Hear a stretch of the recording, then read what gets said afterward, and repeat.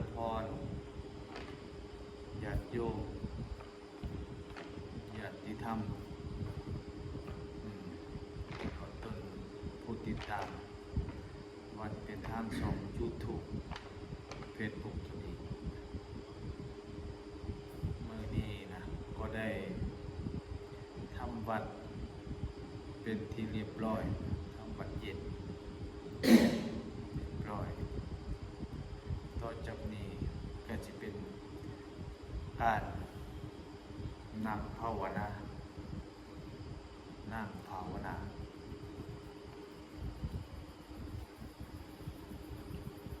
ให้มันถึกหลักให้มันถึกการ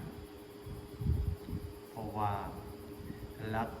ของพระพุทธศาสนาของเขาก็มีการให้ทานแล้วก็มีการรักษาศีลและอันที่สามคือการภาวนาทั้งสามอย่างนี้อันที่ได้บุญร้ายที่สุดก็คือการนำภาวนาเด้อพ่อแม่พี่น้องนั่งจังใดที่จังหลวงพี่คตะธรรมโมกำลังนั่งเปิดนั่งหายใจเข้าเปิดกระเบื้องลมมีสติรู้ลมเข้าหายใจออกเพิ่นก็รู้ว่าลมหายใจมันออกเพิ่นก็เฮ็ดแบบนี้เป็นประจำหลังจ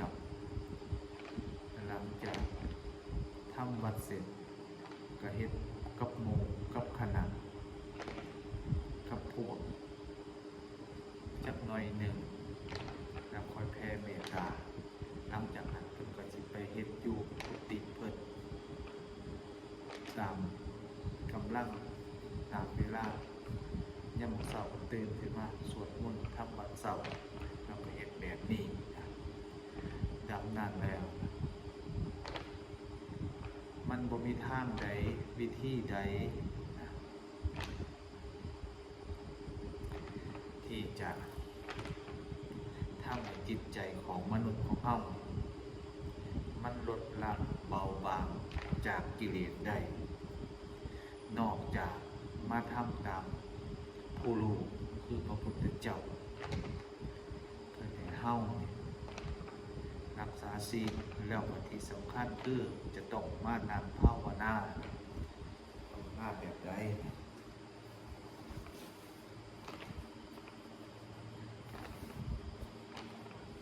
ถามว่าทางภาษาทำอยู่บ้านก็ได้ก่อนนอน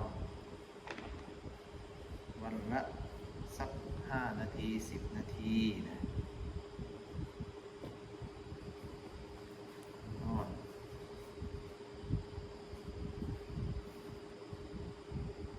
มือขวาว่างนี้ใจว่างนี้ทำกายตรงหลับตาเบาๆ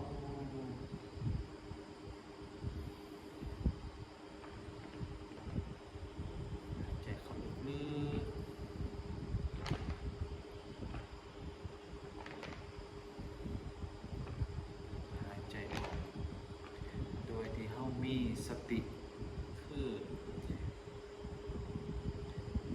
คือความระลึกได้ให้ระลึกนึกอยู่กับลมหายใจเข้าหายใจออก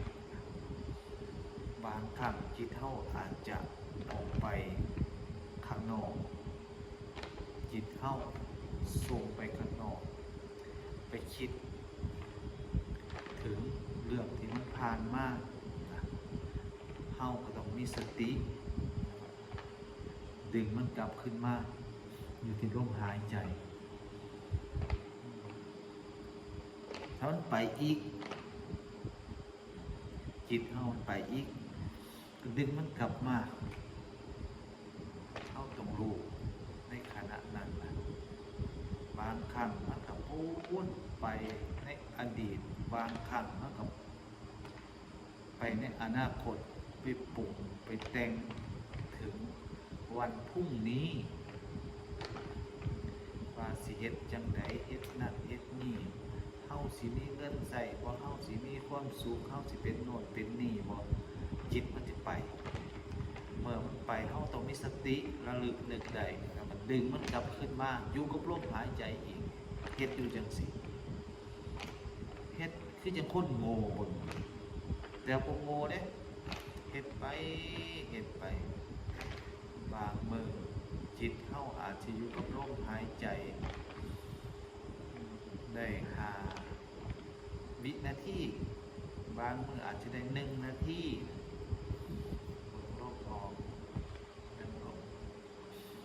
เข้าเบิ่งลมออกเบิ่งลมเข้าเว้นไปเฮ็ดไปดูเฮ็ดไปทุกมื้อทำทุกวันทำให้มาก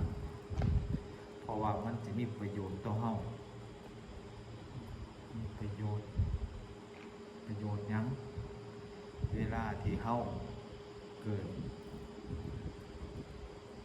ความกลัวพวกอมนุษย์พวกสิ่งชั่วร้ายสิเข้ามาหาเฮาพระพุทธเจ้าเพิ่นก็ยังบอกอย่า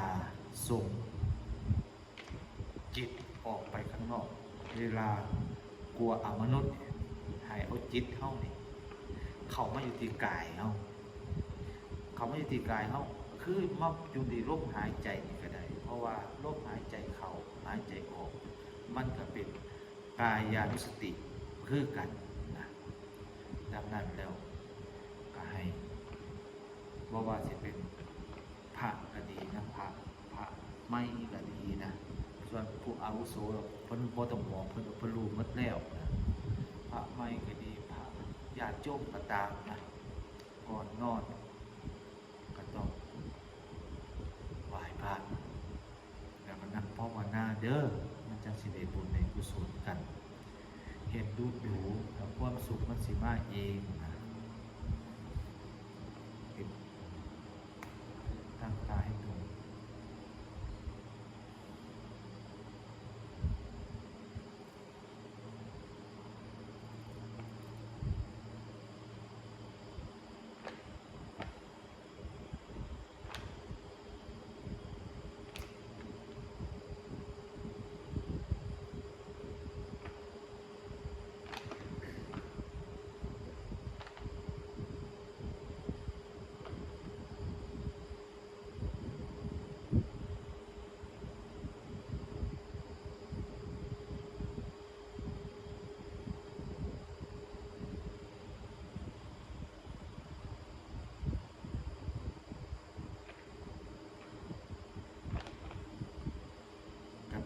นี่นะโยมเฮ็ดไปสบายเฮ็ดไปบ่อยๆแล้วนั่งแล้วมันบ่อยากลุกนะก็ขอฝากเอาไว้ท้ายคลิปนี้ก็ขอให้ญาติโยมทุกคนนะผู้ที่ได้รับชมคลิปนี้ก็ขอให้มีความสุขเจริญสุขกายสบายใจนะคิดสิ่งใดทำสิ่งใดก็ขอให้สำเร็จนะให้มีโภคทรัพย์เงินทองเอาไว้จับใจใส่สอยในชีวิตประจำวัน